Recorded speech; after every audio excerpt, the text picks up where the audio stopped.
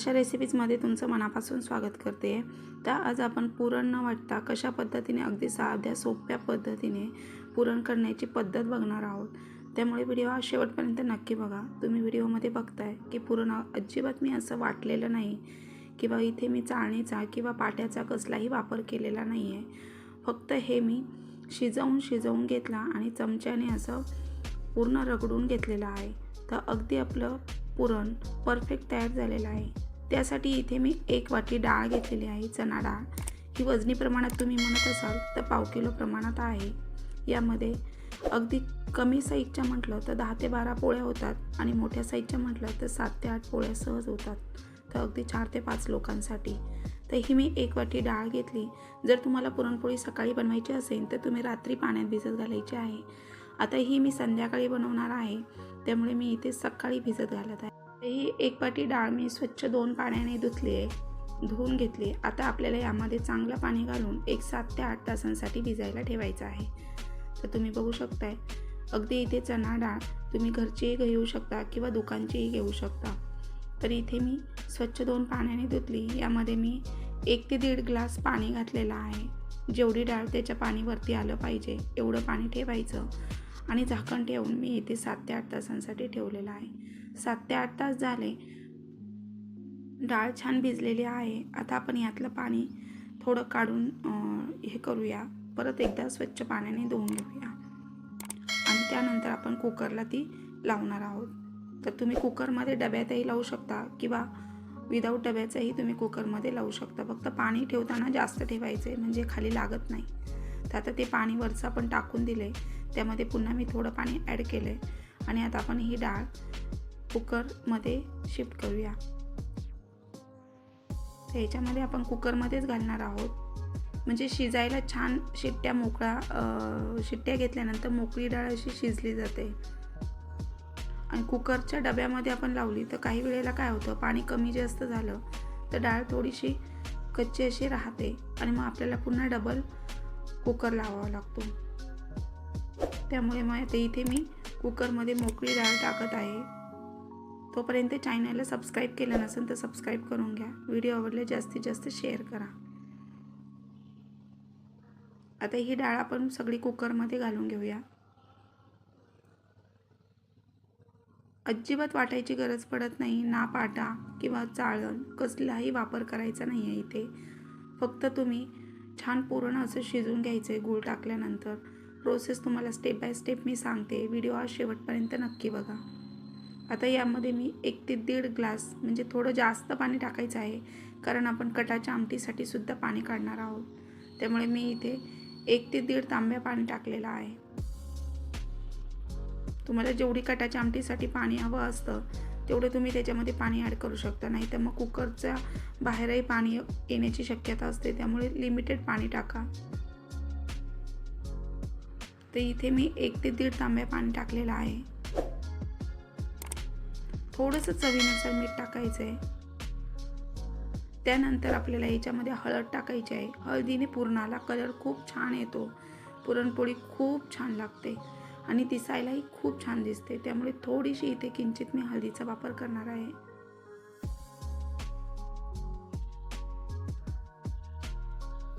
त्यानंतर आपण याच्यामध्ये 1 ते 1.5 चमचा तेल घालणार आहोत। तर तेल याच्यासाठी घालायचं की डाळ छान मऊसूत शिजली जाते। कधी कधी काय होतं, घरची डाळ आपली सगळ्यांकडेच अवेलेबल असते असं नाही आहे। दुकानची डाळ कधी कधी शिजत नाही, त्यामुळे आपण याच्यामध्ये थोडंसं 1 ते 1.5 चमचा तेल घालायचं आहे। तेलाने काय होतं, डाळ पटकन शिजली जाते आणि मऊसूत अशी शिजून कणी अशी राहत नाही त्यामध्ये। आता हे मी चमच्याने हलवून घेते आहे। मिक्स केल्यानंतर आपण त्याला झाकण लावणार आणि 7 ते 8 शिट्ट्या घेणार आहोत।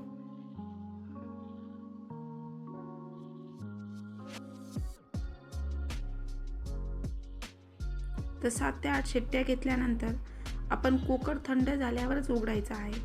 त्यामुळे आता इथे मी कुकर गॅसवर ठेवून 7 ते 8 शिट्ट्या घेणार आहे।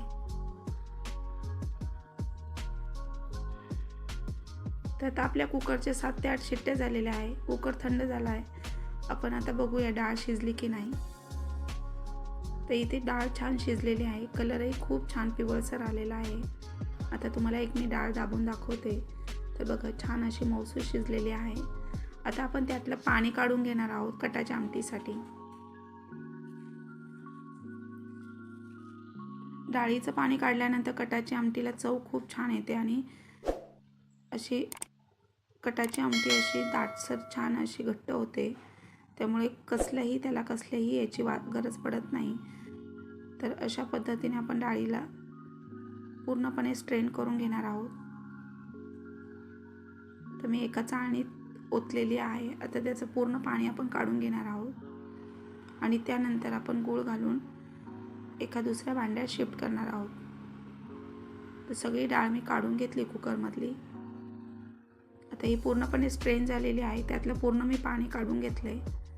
आता आपण दुसरी कढई गॅसवर ठेवलेली आहे. कढईमध्ये थोडंसं तूप असं फिरवून घ्यायचं, म्हणजे डाळ चिकटली जात नाही कढईला. आता ती डाळ स्ट्रेन केलेली मी पूर्ण कढईमध्ये काढून घेतलेली आहे. त्यानंतर आपण याच्यामध्ये गूळ घालणार आहोत. तर गूळ 1 वाटी डाळ घेतली आहे मी, तर 1 वाटीला थोडासा कमी गूळ घ्यायचा आहे. लाल गुळाचा वापर करायचा आहे. तर इथे मी लाल गूळ घेतला आहे. तुम्ही आवडीप्रमाणे कमी जास्त करू शकता, परंतु खूप जास्त घालायचं नाही आहे, कारण पुरण पातळ होण्याची शक्यता असते. तर अगदी परफेक्ट प्रमाणच हवं असतं. 1 वाटी डाळीला थोडासा कमी गूळ असं 1 वाटी मी घेतलेला आहे. आणि आता हे पूर्णपणे आपल्याला मिक्स करून घ्यायचं आहे. स्टार्टिंगला थोडंसं पातळ होतं, शिजून पूर्णपणे चमच्याने रगडून ते नंतर दाटसर घट्टपणा येतो. त्यामुळे घाबरून जायचं नाही, फक्त रगडायचं आपण चमच्याने असं पूर्णपणे दाबून रगडायचं, म्हणजे आपल्याला पुरण वाटण्याची गरज पडणार नाही. तर थोडा वेळ लागतो, परंतु पुरण अगदी परफेक्ट तयार होतं. व्हिडिओच्या शेवटी तुम्हाला पाहायला मिळेलच. तर अशा पद्धतीने मी पूर्णपणे चमच्याने रगडून घेत आहे, मिक्स करून घेत आहे. बघा 1-2 मिनटामध्ये रेस्ट घ्यायचा आहे. अगदी लो फ्लेमवर आपल्याला शिजून घ्यायचं आहे पुरण. खूप छान स्मेल होतो आणि खूप छान चवीला लागतं. आता स्मेल इतका छान सुटला आहे, मी त्यामध्ये थोडंसं जायफळ किसून टाकते आणि पुरण होत आल्यानंतर आपल्याला त्याच्यामध्ये वेलची पूड टाकायची आहे. तर जायफळाने कलर खूप छान, वास खूप छान येतो, चव पण खूप छान लागते.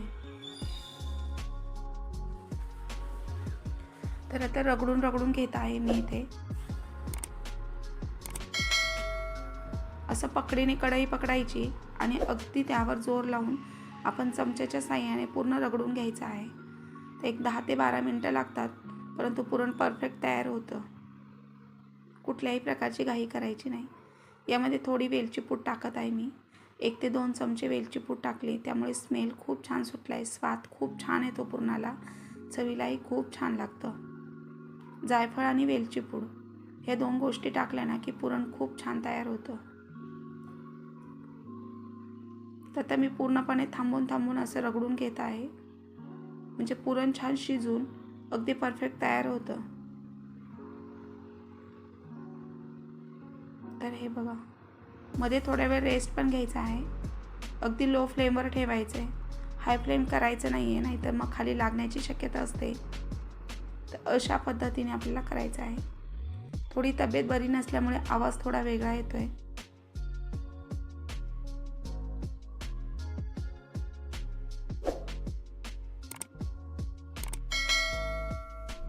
तर अशा पद्धतीने आपल्याला रगडून घ्यायचं आहे पूर्णपणे चमच्याने. कुकरला डाळ भिजवून कुकरला शिट्ट्या घेतल्यानंतर अशा पद्धतीने आपण चमच्याने रगडून जर पुरण शिजवलं तर पुरण वाटायची गरज पडत नाही. एकही पोळी फाटत नाही किंवा तुटत नाही. अगदी पटापट आपल्या पुरणपोळ्या तयार होतात. तर आता तुम्ही बघताय पुरण जवळपास तयार होत आलेला आहे. अजून 1-2 ते 3 मिनटं मी ठेवणार, त्यानंतर गॅस ऑफ करणार आहे. तर आता आपलं पुरण दाटसर घट्ट होत आलेलं आहे. तुम्ही बघू शकताय स्टार्टिंगला थोडं पातळ वाटत होतं, मी शिजून रगडून घेतलं चमच्याने. आता आपलं पुरण तयार होत आलेलं आहे. तर हे बघा, कारण डाळ पूर्णपणे भिजून आपण शिजवून घेतलेली आहे, त्यामुळे पुरण वाटायची गरज पडत नाही. तर अशा पद्धतीने आपलं पुरण तयार होत आलेलं आहे. अजून एकदा मी पुन्हा चमच्याने रगडून शेवटची प्रोसेस करत आहे. त्यामुळे आता परफेक्ट आपलं पुरण तयार होत आलेलं आहे. तर आता तुम्ही व्हिडिओत बघताय पुरण परफेक्ट तयार झालेलं आहे. वाटायचीही गरज पडलेली नाही. मी वाटलेलं नाही किंवा चाळणीचाही वापर केलेला नाही आहे. आता आपलं पुरण तयार झालेलं आहे. तुम्ही अगदी सहज पुरणपोळ्या बनवू शकता. कसा वाटला आजचा व्हिडिओ मला कमेंट बॉक्समध्ये नक्की सांगा आणि एकदा नक्की ट्राय करून बघा. तर मी तुम्हाला पुरणपोळी करून दाखवते. तर हे बघा, अगदी अलगद अशा आपल्या पुरणपोळ्या तयार होत आहेत आणि फुगल्या पण जातात. खूप अलगद अशा आपल्याला त्यांना जपायचं आहे आणि अगदी मऊसूद अशा झालेल्या आहेत. तोंडात टाकताच विरघळते पुरणपोळी. कलर पण खूप छान आलेला आहे आणि इथे मी साजूक तुपाचा वापर केलेला आहे. साजूक तूप लावूनच पुरणपोळ्या मी भाजलेल्या आहेत. तर आता माझा व्हिडिओ मी इथेच एंड करते.